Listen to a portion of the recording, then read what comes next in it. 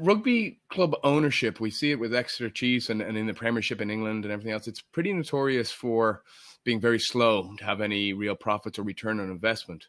Do you have I'm sure you do you have a long-term vision or a time frame where you hope to see a return on investment, and what will it take to get to that stage?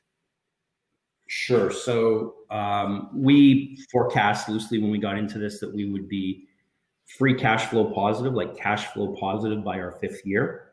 And I think that's eminently doable. Second year was a bit, we didn't have the revenues this year, and obviously with COVID, but we didn't have a lot of the costs either. Now we chose at the Arrows, even though things went quiet, we've used this opportunity to invest more in our business. So we've hired a bunch of people on the business side of things, because we view it, sometimes you got to be in investing, you got to be a contrarian. Like the best opportunities is when there's the most chaos.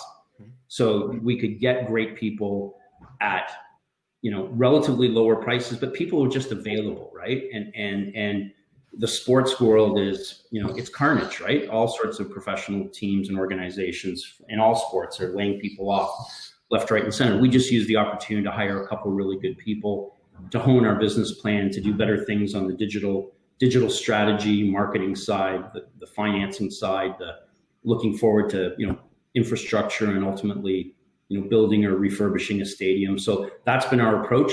We think 5 years to break even is reasonable. But that said, one thing about sports is you are not profitable for a number of years.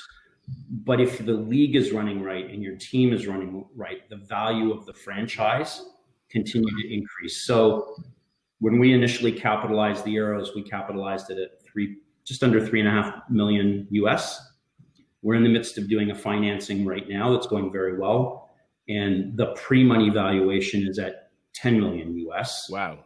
The post-money valuation will be closer to 13 or 14 million. So the value of the business has risen. It's not profitable yet, but that is the nature of sports if you're doing it properly.